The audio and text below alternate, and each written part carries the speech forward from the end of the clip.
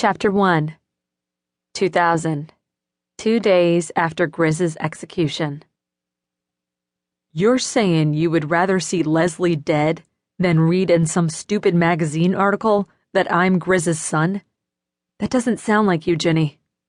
Tommy tried to remain calm and focused, but he could see the life he had patiently waited for with the woman he loved evaporating before his eyes. Of course I don't want Leslie dead.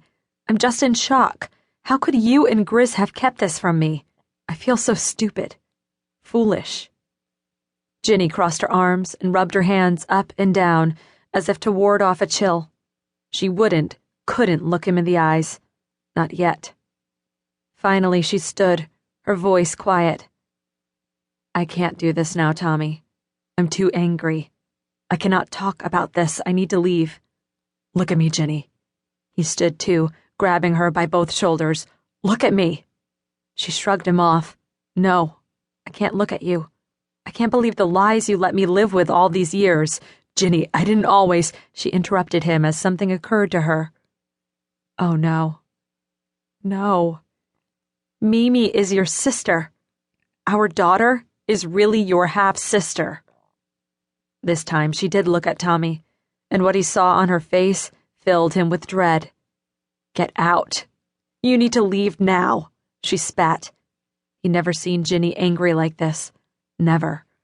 We need to talk, Ginny. I'm not leaving. This is my home, too. It's not anymore.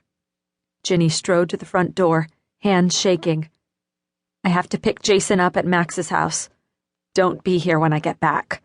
I mean it, Tommy. I want you out. She picked up her purse and car keys from the little table that sat next to their front door, accidentally knocking over a framed picture as she did. It was a photo of the whole family, Ginny with Tommy, Mimi, and then newborn Jason. She had just brought him home from the hospital and couldn't remember a time when she'd been happier.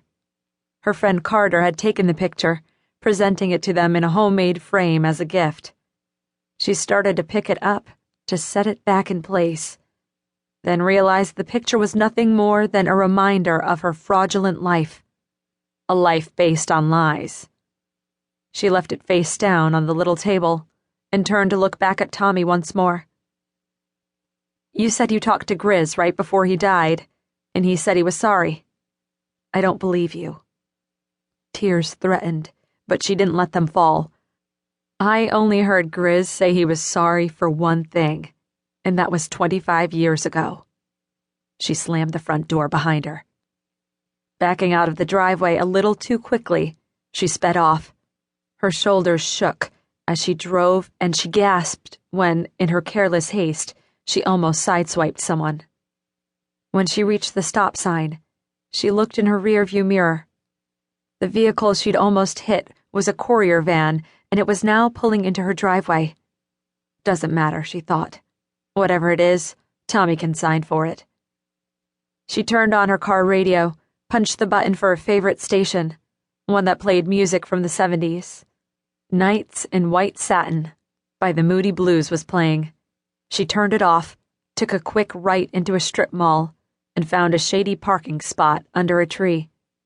She put the car in park, draped her arms across the top of the steering wheel, laid her head down, and sobbed.